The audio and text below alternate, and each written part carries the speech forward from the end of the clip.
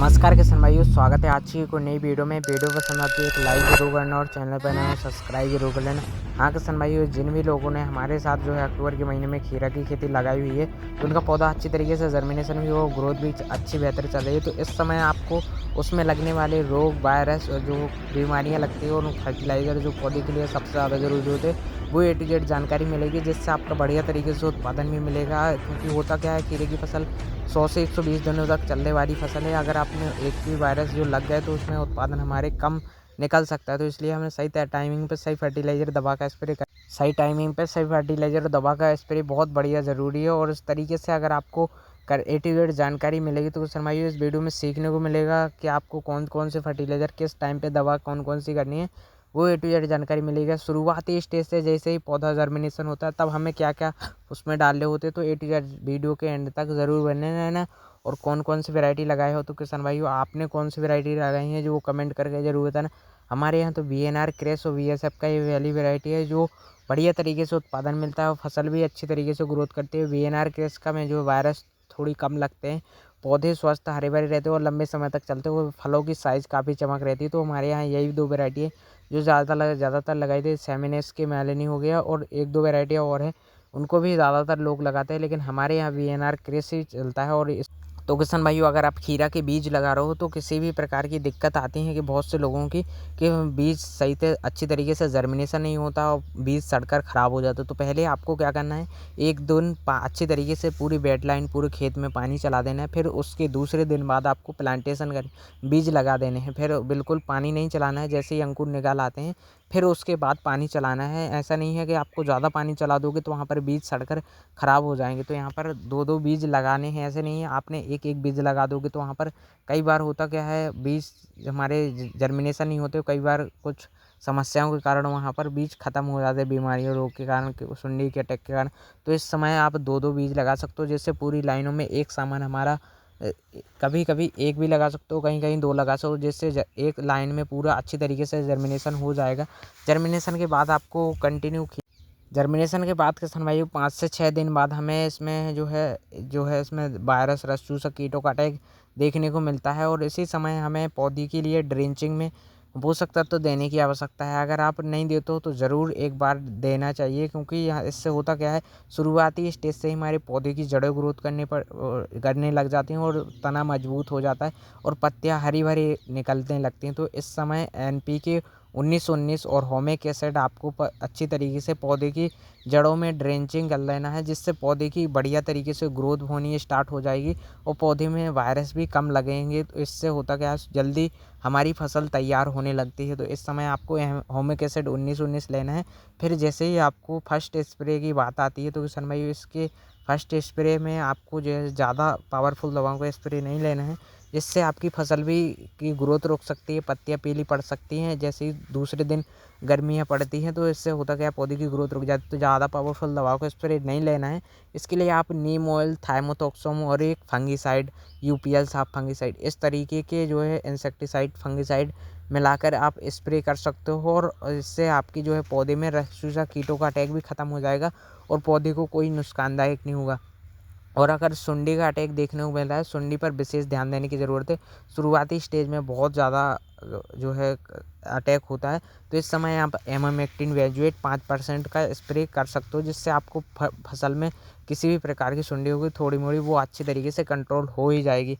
तो समझिए इस समय आपको बहुत बेहतर ध्यान देने की ज़रूरत है। जैसे जैसे फसल बढ़ती जाती है तो आपको NPK 19-19 का जो है 5 से 6 दिन के अंतराल पर थोड़ा थोड़ा एक एक KG या 1.5 KG 2 KG इस तरीके डोज बढ़ाते जाना है और हफ्ते में एक बार ज़रूर चलाना है।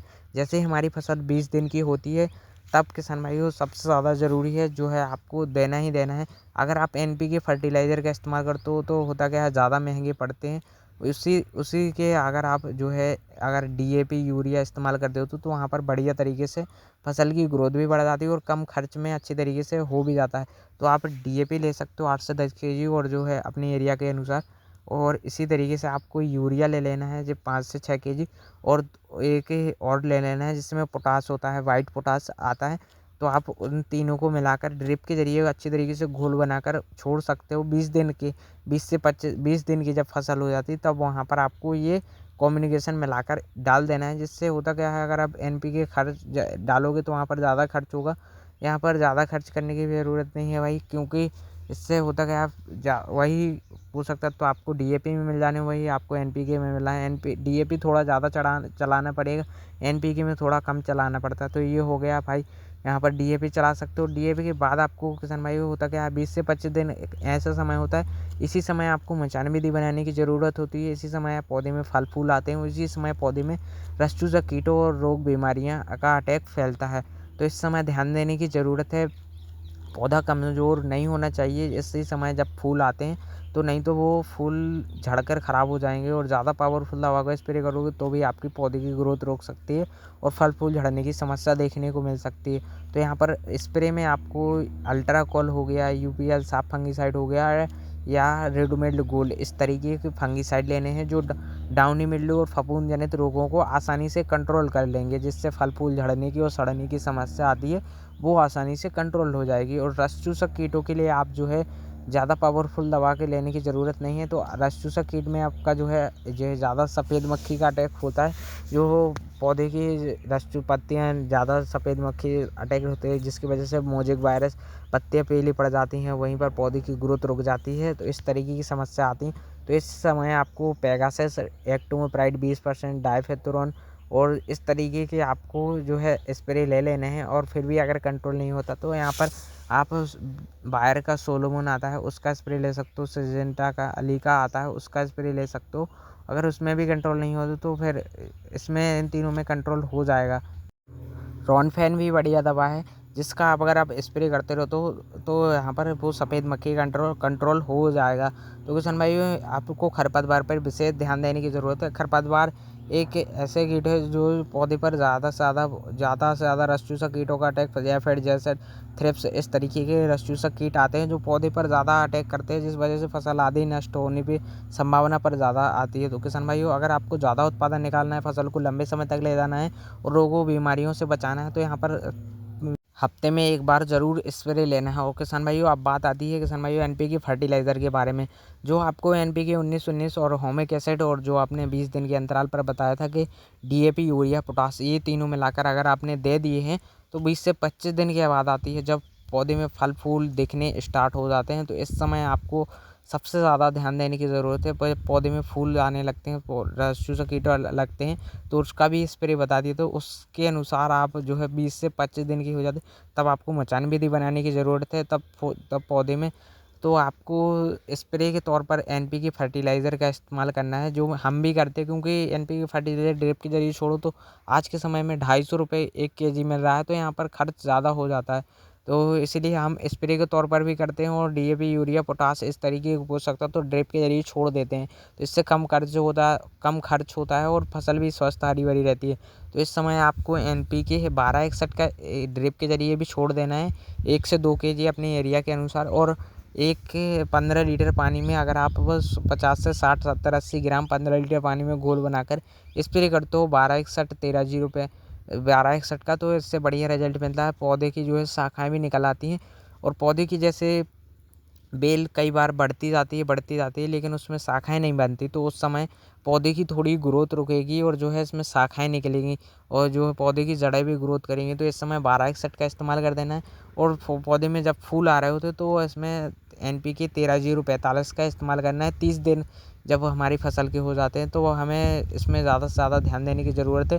तब हमें एनपीके 13-045 का इस्तेमाल करना है। और जैसे ही आपको जो है जब पौधे में फल फूल आने स्टार्ट हो जाएँ, मतलब अच्छी तरीके से सेट हो जाएँ, फिर आता है कि फलों की साइज़ बढ़ने लगती है, तो आपको दूसरी बार जो है एनपीके 13-045 लेना है और कैल्शियम लेना है। जिससे ये 2 कॉम्बिनेशन अगर आप मिलाकर डालते हो तो इससे बढ़िया रिजल्ट भी मिलता है। पौधे में फल फूल की साइज़ भी बढ़ती है, फल फूल सेटिंग होते हैं और जो नए फल फूल आ रहे होते हैं उनको सेटिंग करने में मदद मिलती है। और ये 2 कॉम्बिनेशन अगर आप मिलाते हो तो फसल की ग्रोथ भी बढ़िया देखने को मिलेगी, पत्तियाँ हरी भरी देखने को मिलेगी बहुत ही शानदार तरीके से। और किसान भाइयों, आपको जो रस चूसक कीटों के लिए दवा बताई है उनका तो हफ्ते में एक बार बारी से स्प्रे करते ही रहना है। और फंगीसाइड में थोड़ा फंगस डाउनी मिल्ड्यू का अटैक थोड़ा ज़्यादा देखने को मिलेगा यहाँ पर, क्योंकि ठंडियों का सीजन चल रहा है। उस शाम रात में बहुत ज़्यादा पड़ती है, सुबह ज़्यादा धूप निकलती, तो इस समय आपको जो है बीएसएफ का जो आता है जैम्प्रो बीएसएफ का, तो उसका आपको स्प्रे करते रहना है 15 दिन के अंतराल पर। और बीच में आप कॉपर का स्प्रे कर सकते हो, ब्लू कॉपर आता है, और रेडोमेड गोल्ड, इस तरीके के फंगिसाइड का स्प्रे कर सकते हो। तो 15 दिन के अंतराल पर एक लिक्विड में कर लिया, एक फंगिसाइड कर लिया, तो वहाँ पर दिक्कत कम देखने को मिलती है। तो यहाँ पर इसके अनुसार अगर आप करते रहते हो तो आपको डाउनी मिल्ड्यू का अटैक कम देखने को मिलेगा, और फल फूल भी आसानी से सेटिंग होते रहेंगे, और सड़ने की झड़ने की समस्या आती है। इसको कंट्रोल करने के लिए आपको जो है इसके साथ एक टॉनिक लेने की आवश्यकता है, जैसे कि आप सिजेंटा का सबियन हो गया, फेंटेक प्लस हो गया, और बायोवीटा हो गया है। इस तरीके से आपको एक टॉनिक हफ्ते में ज़रूर इस्तेमाल कर लेना है। और आपको पोषक तत्व की कमी बिल्कुल नहीं रखनी है, जैसे कि अगर आपको लग रहा है हमारे पौधे में पोटास की कमी है या डी तो आप डीएपी यूरिया कम कर देना है। यूरिया आपको जब आपके पौधे में ज़्यादा से ज़्यादा फल फूल लगने लग जाएं तो आपको यूरिया नहीं देना है। उस समय आपको जो है डीएपी और पोटास ज़रूर चलाते रहें। इससे पौधे की ग्रोथ भी बढ़िया होगी, पौधे में पत्तियाँ भी हरी भरी रहेंगी, पौधे की जो है शाखाएँ भी मजबूत अच्छी तरीके से होगी, और ज़्यादा से ज़्यादा पौधे में फल फूल सेटिंग होते रहेंगे। तो आपको डीएपी पोटास आपको जब आपकी 35 से 40 दिन के अंतराल की फसल हो जाए तब आपको दूसरी बार डीएपी और पोटास चलाना है। पहला आपने बताया था मैंने कि आपको 20 दिन की जब फसल हो जाए तब आपको डीएपी और यूरिया पोटास चलाना है। फिर आपकी 40 दिन की फसल हो जाए तब आपको डीएपी और पोटास चलाना है। जब आपकी फसल में ज़्यादा से ज़्यादा फल फूल सेटिंग हो रहे होते हैं, तब आपको कई बार होता क्या है देखने को मिलता है, फल फूल हमारे सेटिंग नहीं होते, फल फूल झड़कर ख़राब हो जाते हैं और कुछ टेढ़े मेढ़े होते हैं। तो उस समय आपको कैल्शियम और बोरोन इस तरीके के पोषक तत्व देने हैं, जो काफ़ी ज़्यादा फ़ायदेमंद होते हैं फसलों के लिए।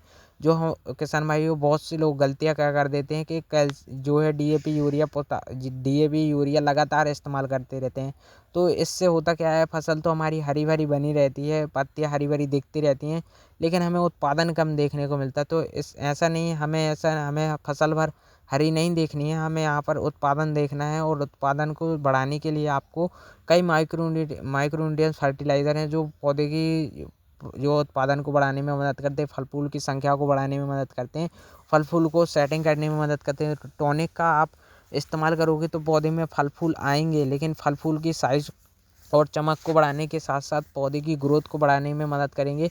एनपीके फर्टिलाइज़र जो पौधे के जो सूक्ष्म पोषक तत्व होते हैं, जैसे कि जिंक, आयरन, बोरोन और मैग्नीशियम, इस तरीके के पोषक तत्व देने हैं। आपको यूरिया का इस्तेमाल आप कम कर देना है।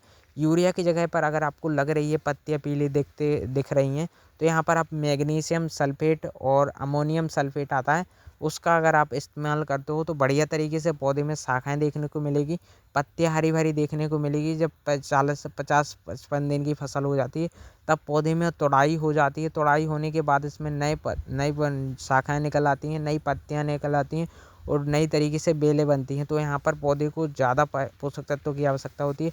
तो आपको स्प्रे में किसान भाइयों एक ऐसा कॉम्बिनेशन बता रहा हूँ जिससे बढ़िया तरीके से रिजल्ट मिलेगा। आपको यहाँ पर हफ्ते में एक बार टॉनिक का इस्तेमाल तो करना ही करना है। उसके बाद आपको एनपीके 52-34 हो गया, और जो है 0050, इस तरीके के आपको ड्रिप के जरिए 1-1, 2-2 केजी छोड़ देने हैं, जिससे पौधे में ज़्यादा से ज़्यादा फल फूल आएंगे और फलों की साइज़ बढ़ेगी, फलों की चमक काफ़ी शानदार रहेगी। और आपको एनपीके 52-34 50 से 100 ग्राम स्प्रे भी करते रहना है 15 लीटर पानी में घोल बनाकर 7-7 दिन के अंतराल पर। और इसी तरीके से आपको 0050 का भी किसी भी फर्टिलाइज़र का स्प्रे आपको करते ही रहना है हफ्ते में एक बार, जिससे होता क्या है, पत्तियाँ हरी भरी रहती है, पत्तियों की साइज़ बड़ी रहती है, पत्तों की वजह से हरी भरी होने की वजह से पौधे पर रस चूसक कीटों का अटैक थोड़ा कम होता है, और काफ़ी ज़्यादा मात्रा में फल फूल सेटिंग होते रहते हैं। तो इस समय आपको जो है ज़्यादा से ज़्यादा एनपीके फर्टिलाइज़र इस्तेमाल करने की ज़रूरत इतनी ज़्यादा नहीं है। बस आपको जो है थोड़ा डीएपी पोटास चलाते रहना है, और एनपीके फर्टिलाइज़र का स्प्रे भी करते रहना है, जिससे आपको कम खर्च में आपकी फसल बढ़िया तरीके से हो जाएगी। बहुत से लोग हैं जो एनपीके वगैरह चिल्लाते रहते हैं भाई, बोलते रहते हैं। इससे अगर आप एक बार दुकान पर जाकर देखो तो भाई 250 रुपये का 1 केजी, 200 रुपये का 1 केजी एनपीके आता है। तो यहाँ पर थोड़ा कम यूज करो, लेकिन आपको उस तरीके से भी फसल, अगर आप सोचोगे एनपीके में भी वही पोषक तत्व होते हैं जो डीएपी, यूरिया, पोटाश में होते हैं। तो लेकिन कई बार होता क्या है, अगर आप इस्तेमाल करते हो तो कैल्शियम, बोरोन, जिंक इस तरीके के पोषक तत्व तो डीएपी, यूरिया में नहीं पाए जाते। तो आप इनका अलग से भी इस्तेमाल कर सकते हो। तो आपको ये ज़रूर करनी चाहिए, कैल्शियम, बोरोन, जिंक इस तरीके के पोषक तत्व। और इसके लिए बेस्ट सोल्यूशन बता रहा हूँ, अगर आपके फल फूल फिर भी झड़कर पीले होने की समस्या देखने को मिले तो कैल्शियम और बोरोन इस तरीके के आप स्प्रे में भी कर सकते हो, जिससे आपको बहुत बढ़िया रिजल्ट मिलेंगे। 50 ग्राम कैल्शियम और 25 ग्राम बोरोन का अगर आप 15 लीटर पानी में घोल बनाकर स्प्रे करते हो तो भी आपको बढ़िया रिजल्ट मिलेंगे किसान भाइयों। तो आप मेरे हिसाब से अगर मेरे से पूछो तो भाई मैं तो ज़्यादातर एनपीके फर्टिलाइज़र का स्प्रे के तौर पर इस्तेमाल करता हूँ। नहीं तो होता क्या है कि अगर आप ड्रिप के जरिए छोड़ोगे तो यहाँ पर खर्च ही आपका इतना ज़्यादा हो जाएगा, बहुत ज़्यादा मात्रा में खर्च हो जाएगा मेरे हिसाब से। अगर आप डीएपी का इस्तेमाल नहीं करोगे तो मेरे हिसाब से डीएपी का इस्तेमाल और पोटाश का इस्तेमाल करो तो बढ़िया है। और बाकी आप अगर ड्रिप के ज़रिए छोड़ो तो मेरे हिसाब से कम छोड़ सकते हो, 1-1, 2-2 केजी। बाकी आपको ड्रिप से भी छोड़ना चाहिए और स्प्रे के तौर पर ज़्यादा मैं इस्तेमाल करता हूँ, जिससे पत्तियाँ हरी-भरी रहती है, फसल स्वस्थ भी रहती है और मजबूत भी रहती है।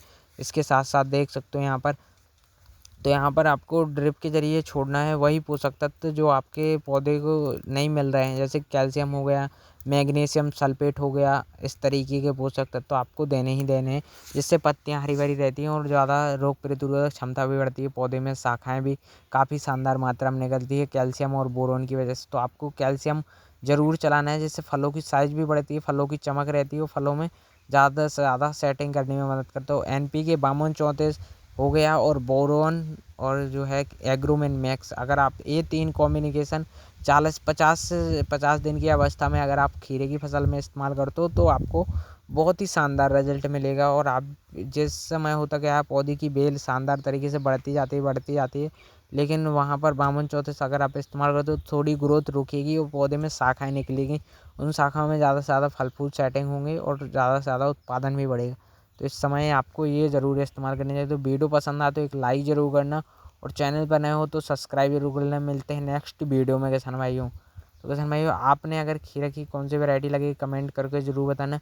और खीरे की फसल में अगर आप कमाई करना चाहते हो तो 30 से 40 दिनों बाद यहाँ पर तुड़ाई हो जाती है। तो और अगर आप अक्टूबर के समय अगर वीडियो देख रहे हो तो अगर आप अभी के समय लगाना चाहते हो तो खीरे को लगा सकते हो, लेकिन ठंडियों वाली वैरायटी लगानी चाहिए। जिससे होता क्या है कि ठंडियों में थोड़ा बहुत अच्छी फसल हो जाती है, लेकिन थोड़ा बहुत इसमें कम उत्पादन निकलता है, लेकिन रेट बढ़िया मिलता है। तो यहाँ पर अगर आप लगाना चाहते हो तो आप उन्हीं वैरायटियों को लगा कर देख सकते हो। बाकी आपकी मर्ज़ी है भाई। अभी हमने यहाँ लौकी भी लगाए हुआ है, तो लौकी की भाई अगर आपको जानकारी अच्छी लगी तो भाई लौकी का वीडियो भी देख सकते हो। यहाँ पर लौकी की वीडियो में भी अभी हमने बहुत सारी जो है फल फूल झड़ने सड़ने की समस्या आती है वो उसको बता रखा है। तो उसको भी अगर आप देखोगे तो आपको ये जानकारी मिल जाएगी और समझ भी आ जाएगा कि हमारे फल फूल क्यों सेटिंग नहीं होते।